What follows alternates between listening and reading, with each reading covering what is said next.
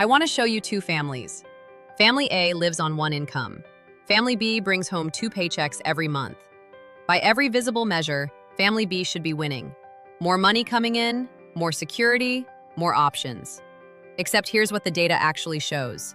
Family B is more likely to go bankrupt. Family B is more likely to have 0 savings. Family B is more likely to be 1 missed paycheck away from losing everything. And the reason why is something nobody talks about. By the end of this video, you'll understand exactly why 2 incomes don't always win, and the specific conditions under which 1 income beats 2 financially. Let's get into it. Let's be honest first. The idea of 2 incomes makes sense, because more money is always better, right? This logic is so powerful it feels almost unquestionable. And that's why millions of couples treat 2 incomes as the foundation of financial security. But here's the critical distinction that changes everything. More money coming in does not mean more financial security. These are 2 completely different things. Think about it this way. A company can have $10 million in revenue, but if its expenses are $10.1 million, it's going bankrupt. Another company has $3 million in revenue, expenses of $1.8 million. That company is growing. A household works exactly the same way. It's not the money that comes in that matters. It's the money that stays. And 2-income households consistently miss this distinction. Let me introduce you to 2 people. Alex and Morgan, both in their 30s, both working full-time. Alex earns $68,000 a year. Morgan earns $54,000. Combined household income, $122,000. That puts them in the top 25% of all American households. 4 years ago, with both incomes in place, they bought the home they'd been dreaming about. The bank looked at $122,000 in combined income and approved them for up to $480,000. They found a house at $485,000. A little over budget, but we can handle it, they said. Monthly mortgage payment, $2,950. That day, the moment they signed, the trap closed. They just didn't know it yet. To understand Alex and Morgan's trap, we need to go back to 1970. In 1970, the average middle-class family lived on 1 income. Typically, the father worked, the mother managed the household. And that single income was genuinely enough. Not barely scraping by enough, actually enough. The average single-income family could afford a median-priced home while spending only 25% of their income on housing. That's the threshold financial advisors still teach today. Keep housing under 30% of income. They were hitting it on 1 paycheck. 1 car, healthcare, food, vacations, all covered. And on top of that, the stay-at-home spouse was a financial reserve, an unactivated backup. If the primary earner lost their job, the other could enter the workforce. A safety net, unused but real. Now fast forward to 2026. Female workforce participation climbed from 43% in 1970 to over 57% today. Among married mothers, even higher. That backup plan became the everyday standard. Both people are on the field, every day, at full capacity. And when something goes wrong, there's nobody left on the bench. Let's go back to Alex and Morgan. Morgan earns $54,000 a year. Sounds meaningful. Sounds like it's doing real work for the household. Let's find out what it's actually worth. Step 1, taxes. Morgan's income gets stacked on top of Alex's. Every dollar Morgan earns is taxed at the household's highest marginal rate. After federal, state, and FICA, Morgan's $54,000 drops to approximately $38,000 in actual take-home pay. A third gone before a single dollar is spent. Step 2, childcare. Alex and Morgan have 2 young children. At national average rates, 2 children in daycare cost approximately $28,000 per year. $38,000 minus $28,000 equals $10,000. Step 3, the second car. 2 people working in 2 different locations need 2 vehicles. Car payment, insurance, fuel, maintenance, depreciation, approximately $9,000 per year. $10,000 minus $9,000 equals $1,000. Step 4, exhaustion spending. Both working full days, both commuting, both managing kids. By the time they get home at 6:30 p.m., nobody is cooking from scratch.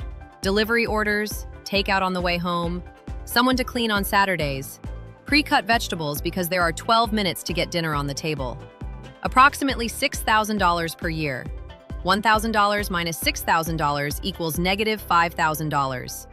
Morgan earns $54,000 a year. The net contribution of that income to the household, negative $5,000. Morgan is paying to go to work. Now we get to the most dangerous part. Alex and Morgan got approved for up to $480,000. That approval was based on two incomes. And based on that approval, they bought the $485,000 house. Monthly mortgage, $2,950. Now let's ask the critical question. Can Alex carry this mortgage alone? Alex's monthly net income, approximately $3,800. Mortgage, $2,950. Remaining, $850. No utilities, no food, no car, no childcare. Just the mortgage and $850 left. That's not survivable, which means Alex and Morgan are currently, whether they realize it or not, living a life that cannot be sustained on a single income. And this isn't a choice, it's a trap.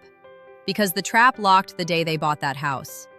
After that signature, Morgan can no longer choose not to work. Morgan's income isn't optional, it's structural. If Morgan gets sick, loses a job, gets pregnant, wants to spend more time with the kids, there is no option. The mortgage arrives every single month. Let's put the 1970s single-income family side by side with Alex and Morgan. 1970 family, single income, period average housing at 25% of income. Savings rate, 15 to 18%. Financial reserve, stay-at-home spouse. Crisis scenario, spouse can enter workforce. Alex and Morgan, combined income, $122,000. Housing at 29% of income. Savings rate, approximately 2 to 3%. Financial reserve, none, both already working. Crisis scenario, nothing in reserve. They earn more money, but they have less financial security. How did that happen? Because two incomes raised the spending ceiling, and that ceiling consumed both incomes entirely. The 1970 family earned less, but had margin. Alex and Morgan earn more, but have no margin. And financial freedom isn't measured by how much you earn. It's measured by how much stays. Now let me introduce a different couple, Ryan and Jamie. Ryan earns $82,000 a year. Jamie stays home with two kids and runs a small freelance operation on the side, bringing in approximately $12,000 a year. Total household income, $94,000. Less than Alex and Morgan's $122,000. But here's what they did differently. When buying a home, they based everything on Ryan's single income. Approved at $82,000, maximum $280,000. They bought a house at $260,000. Monthly mortgage, $1,580. Ryan's monthly net, $4,600. After mortgage, $3,020 remaining. All household expenses covered, and approximately $800 saved every month. Jamie's $12,000 in freelance income goes entirely to investments. $12,000 per year at 7% annual return over 20 years. Approximately $523,000. Now the critical question, what happens if Ryan loses his job? Jamie can enter the workforce, can scale the freelance work to full-time. The family can comfortably survive for months. Crisis scenario, backup is available. Alex and Morgan's crisis scenario, nothing. Who earns less? Ryan and Jamie. Who is more financially secure? Ryan and Jamie. Now let's get into the concrete steps. This video is not arguing that one spouse shouldn't work. This video is showing you how to use two incomes correctly. And correct usage has a name, the Single Income Foundation Strategy. Step 1. Design your fixed costs around one income. Mortgage, car payments, insurance, subscriptions, all of it should be coverable on one income alone. This sounds extremely difficult. In 2026, it genuinely is. But this constraint is a freedom tool. Because when your fixed costs fit on one income, the second income is completely liberated. Step 2. Use the second income as capital, not as a cost of living. The second income is not for financing lifestyle, it's for building wealth. Emergency fund first, 3 to 6 months of expenses. Then retirement accounts, max them out. Then taxable investment accounts. Every dollar of the second income does double work. It builds today's security and tomorrow's freedom simultaneously. Step 3. Calculate the real value of the second income. Don't make decisions without running the actual math. Taxes, childcare, second car, exhaustion spending. Subtract all of it. What actually remains? If what remains is very little, the second income isn't contributing financially. It's producing exhaustion, not wealth. Step 4. Protect the reserve. The most valuable feature of the second income isn't the money, it's the flexibility, the capacity to activate when a crisis arrives. Don't spend that capacity on fixed costs. Keep it available, because the day you need it, you will really need it. Let's compare Alex and Morgan with Ryan and Jamie. 10 years later, Alex and Morgan. Savings, approximately $24,000. Investments, approximately $0. Net worth growth, minimal.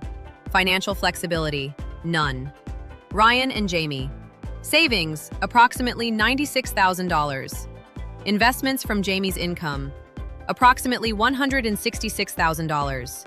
Total net worth growth, $262,000. Financial flexibility, full. Ryan and Jamie earned $28,000 less per year. They built $262,000 more in wealth over the same decade. Same 10 years. Completely different financial realities. The difference wasn't how much they earned. The difference was how they structured what they earned. Two incomes isn't bad, but structuring two incomes incorrectly, that's dangerous. And the most dangerous part is this: it feels fine. The "we're both working, we're okay" feeling continues even deep inside the trap. Alex and Morgan feel okay. They have a nice house, they live in a good neighborhood, both are employed. But the moment one paycheck disappears, everything becomes unstable. Ryan and Jamie look like they're earning less, but 10 years later, they're significantly more free. Financial freedom doesn't come from the size of your income. It comes from how much of that income actually stays. And the couple that understands that distinction will always finish ahead of the couple that doesn't. I'll see you in the next one.